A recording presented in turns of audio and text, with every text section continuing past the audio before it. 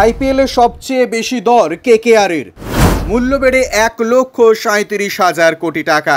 গত এক বছরে আইপিএলের মূল্য বেড়েছে 6.5%, পৌঁছে গিয়েছে 1,37,000 কোটি টাকায়। এমনটাই জানিয়েছিলেন আমেরিকার একটি সংস্থা।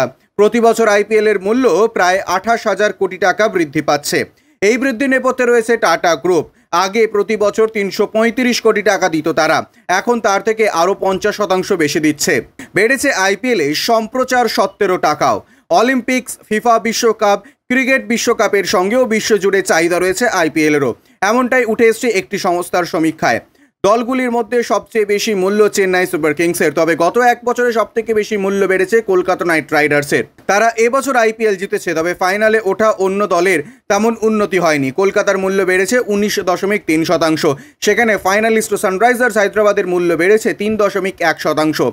সেটাই সব থেকে কম বৃদ্ধি। এলিমিনেটর খেলে ছিটকে যাওয়া রয়্যাল চ্যালেঞ্জার্স বেঙ্গালুরুর মূল্য বেড়েছে 16.4%, Punjab Kings 12.2%, Rajasthan Royals 10.8%, Lucknow Super Giants 9.6%, Chennai Super Kings 9%, Mumbai Indians 7.4% এবং গুজরাট টাইটান্সের 3.3% মূল্য বেড়েছে। Bureau report, UJ news.